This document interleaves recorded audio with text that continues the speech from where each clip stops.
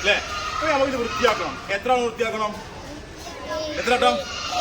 7 വട്ടം വൃത്തിയാക്കണം. അതിൽ ഒരു വട്ടം എന്താക്കണം? മണ്ണ് കലക്കിയ വെള്ളം കൊണ്ട്.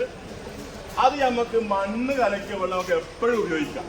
വേണമെങ്കിൽ ആദ്യം ഉപയോഗിക്കാം, രണ്ടാമത് ഉപയോഗിക്കാം, മൂന്നാമത് ഉപയോഗിക്കാം, നാലാമത് ഉപയോഗിക്കാം, അഞ്ചാമത് ഉപയോഗിക്കാം. എപ്പോ ആണെങ്കിലും ഉപയോഗിക്കാവുന്നതാണ്. അപ്പൊ നമ്മളെന്താക്കാം? നമുക്ക് ആരും ഉപയോഗിക്കല്ലേ? അപ്പൊ നമ്മളെ കയ്യിൽ എവിടെയാണ് നാലുണ്ട്, ഇവിടെയാണ് നാലുണ്ട്. അവർ നമ്മൾ ആരും നല്ല മണ്ണ് കലക്കിയ വെള്ളം, ശുദ്ധമായ മണ്ണ് കലക്കിയ വെള്ളം. ഈ വെള്ളം എന്ന് പറഞ്ഞാല് മണൽ ബീച്ചിൽ പോയി പൂയെടുത്തു കലക്കി ശരിയാവോ? ഇല്ല. ശുദ്ധമായ മണ്ണായിരിക്കും. ശുദ്ധമായ മണ്ണായിരിക്കും. മണ്ണ് കലക്കിയ വെള്ളം കൊണ്ടാണ് എന്താക്കേണ്ടത്? മണൽ കലക്കിയ വെള്ളം പോരാ, മണ്ണ് കലക്കിയ വെള്ളം എടുത്ത് എന്താക്കണം? നമ്മൾ ആദ്യം നമ്മളെ ശരീരത്തിൽ എവിടെയാണോ നായ എന്താക്കിയത് തൊട്ടത്, ആ തൊട്ട ഭാഗത്ത് എന്താക്കണം? ഈ മണ്ണ് കലക്കിയ വെള്ളം നമ്മൾ എന്താക്കണം? ഒഴിക്കണം. പാർന്നാ മതി.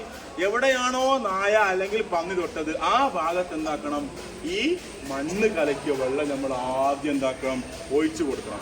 അത് താഴത്തേക്ക് ഒഴിച്ചു കൊടുക്കുക, അല്ലെങ്കിൽ ഭൂമിയൊക്കെയാവും. നോക്കിയാ ഇവിടെ പോയി തന്നെ കയ്യിൽ ഇവിടെയാണ് നായ തൊട്ടത്. ഇവിടെയാണ് നോക്കണേ, ഇവിടെയാണ് നായ തൊട്ടത്. അപ്പൊ എന്താക്കി? ഈ മണ്ണ് കലക്കിയ വെള്ളം ആദ്യം ഇങ്ങനെ ആയ ഭാഗത്ത് മൊത്തം ഒന്ന് ഒഴിച്ചു കൊടുക്കുക. ആയ ഭാഗത്തൊന്ന് ഒഴിച്ചു കൊടുക്കും. ഓക്കെ, ഇപ്പൊ എത്ര വട്ടായി? 1 വട്ടായി അല്ലേ? ഇനി എന്താക്കിയാ മതി? ബാക്കി നമ്മൾ എന്താക്കിയാ മതി? 1 ആയി, 2 ആയി, 3 ആയി. ഇപ്പൊ 3ഉം 1ഉം എത്രയായി? 4 ആയി, 5 ആയി, 6 ആയി. ഇങ്ങനെ 7 വട്ടം കഴുകലോടുകൂടി എന്തായി?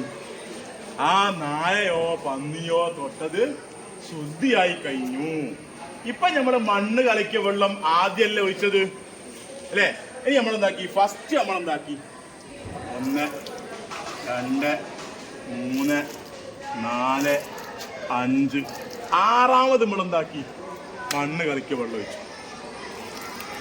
ഇത് ശരിയാവോ? 7ാമത് പിന്നെ ഒന്നിനും കഴുകി. ഇത് ശരിയാണോ? അതും ശരിയാണ്. ഓക്കെ, മനസ്സിലായില്ലേ? ഓക്കെ. ഇപ്പോൾ നായയോ പന്നിയോ തൊട്ടാൽ എങ്ങനെയാ വൃത്തിയാക്കാൻ മനസ്സിലായല്ലോ? മനസ്സിലായില്ലേ? തറയിൽ